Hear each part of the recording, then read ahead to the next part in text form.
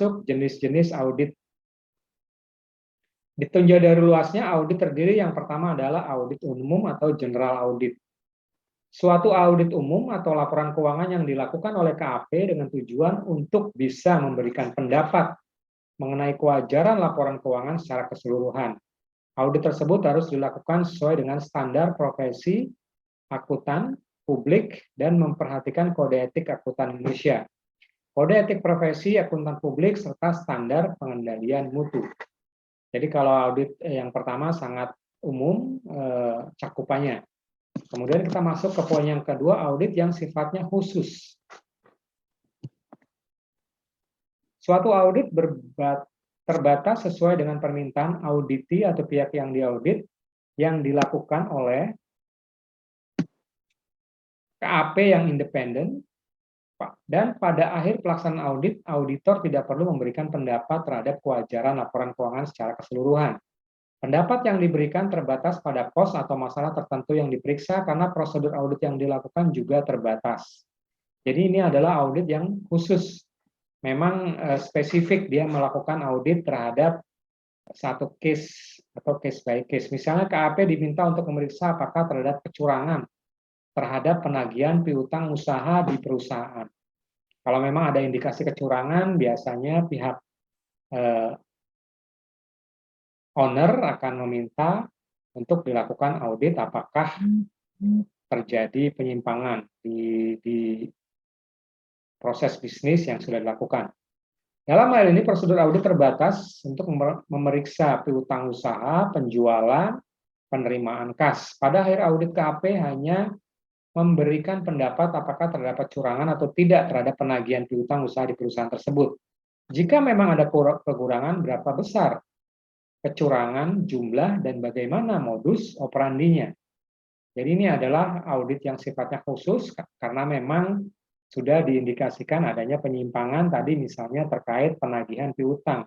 Dimulai dari mana? Dimulai dari proses order barang, penerimaan barang, sampai dengan penagihan hutang oleh pihak perusahaan kepada klien yang memakai jasa, baik sifatnya barang maupun jasa. Kemudian kita membahas mengenai manajemen audit atau operasional audit. Suatu audit terhadap kegiatan operasi suatu perusahaan termasuk kebijakan akuntansi dan kebijakan operasional yang telah ditentukan oleh manajemen.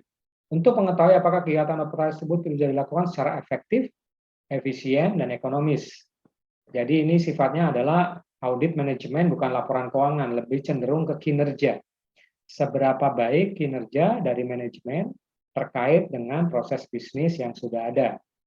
Pendekatan audit yang biasa dilakukan adalah menilai efisiensi, apakah ada pemborosan, ada duplikasi, dan sebagainya. Yang pertama adalah mengenai efisiensi. Kemudian efektivitas, apakah prosesnya sudah memenuhi efektivitas dari proses tersebut. Dan keekonomian dari masing fungsi yang terdapat dalam perusahaan. Misalnya fungsi penjualan pemasaran, fungsi produksi, fungsi pergudangan dan distribusi, fungsi personalia atau sumber daya manusia, fungsi akuntansi, dan fungsi keuangan.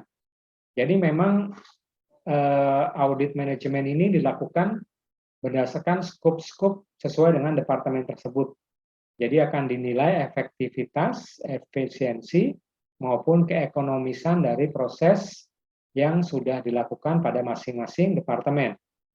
Prosedur audit yang dilakukan dalam suatu manajemen audit tidak seluas audit prosedur yang dilakukan dalam general atau financial audit karena ditekankan pada evaluasi terhadap kegiatan operasi perusahaan.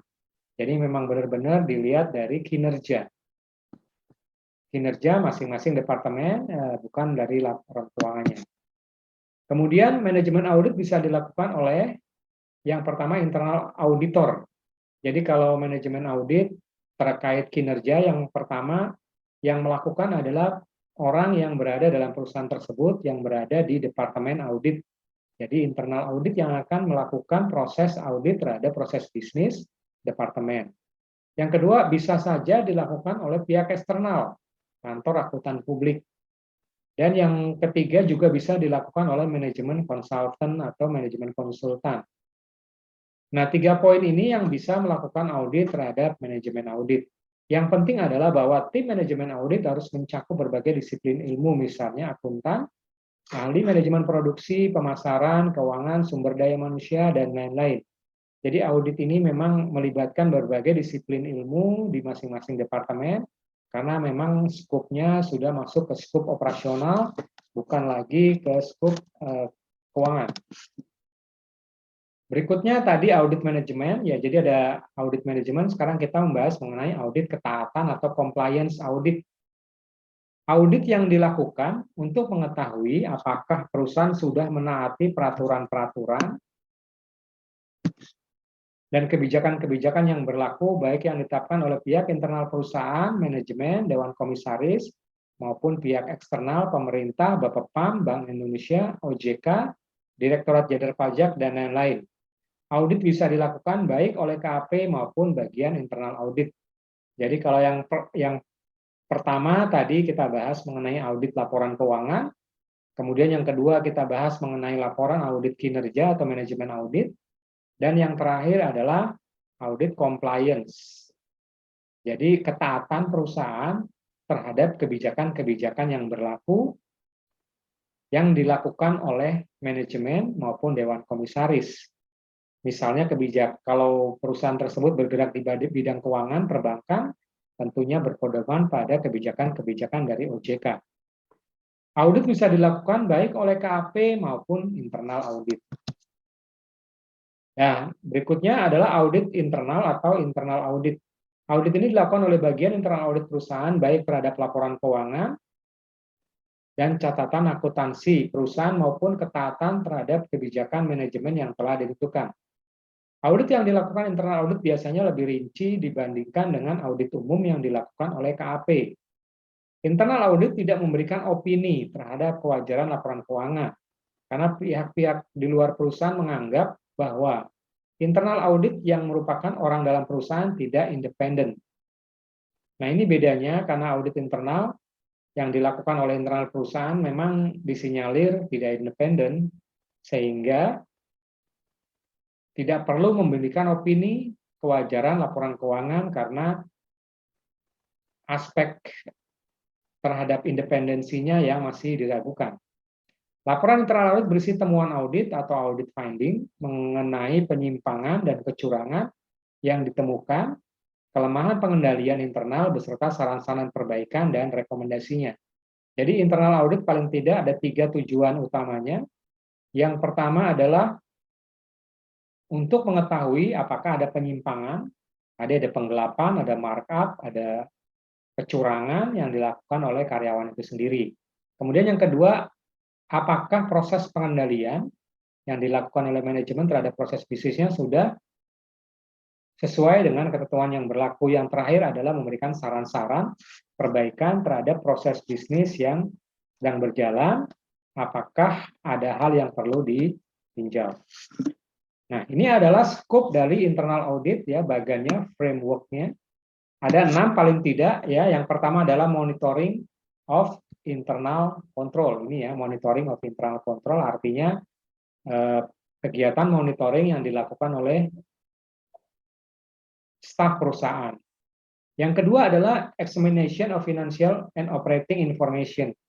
Jadi laporan-laporan keuangan yang dikaitkan dengan informasi dari bagian operasional. Kemudian yang ketiga adalah risk management atau manajemen risiko terhadap bisnis.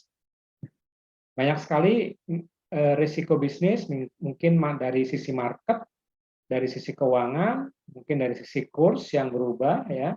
Kemudian dari sisi faktor-faktor lain, baik sifatnya eksternal maupun internal. Kemudian yang keempat, review of compliance with law and regulation. Jadi, apakah perusahaan sudah memenuhi standar baku mutu yang ditetapkan oleh pemerintah, misalnya OJK. OJK membuat peraturan ABCD. Apakah perusahaan sudah mengikuti aturan-aturan tersebut atau belum? Kalau belum, artinya ada hal yang harus dikonfirmasi antara hukum dan regulasinya. Kemudian adalah governance. Yang terakhir adalah review operating activities. Artinya melakukan evaluasi terhadap aktivitas-aktivitas operasional.